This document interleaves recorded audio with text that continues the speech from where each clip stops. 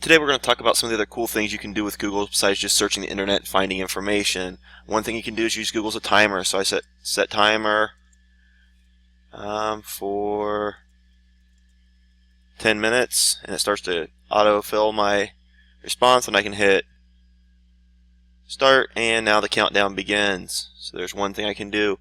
I can use it for a tip calculator. So just type in tip calculator, and I go here and say that my bill was $28, and my tip for 15% would be $4.20. If I want to bump it up and give them 20% tip, my tip would now be $5.60. And you can also add it to number of people, so each person, if it was split by 2 people, it would be $16.80 a piece.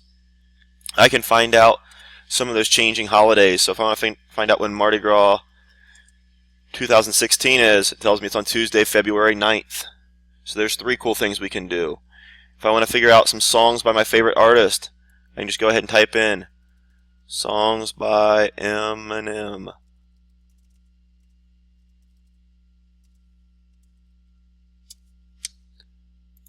If I look here, then it gives me a list of songs, tells me what album they're on, what year they came out.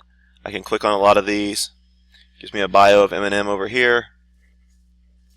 If I wanted to do the same thing for an author, I can do books by J.K. Rowling. And you look and you see all these books by J.K. Rowling about Harry Potter and some of the other books that she's written. Other things you can do, you can check on flights. So I can type in U.S. Air Flight 2516. Punch it in. I can go here.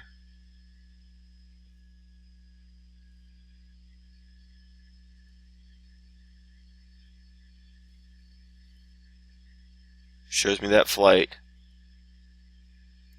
I can type in sunrise, Kingston, Jamaica.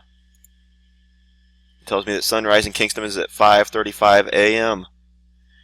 And then there's one little cool trick that you can do. Type in do a barrel roll, and you see the screen flip. So these are just some cool things that you can do with Google.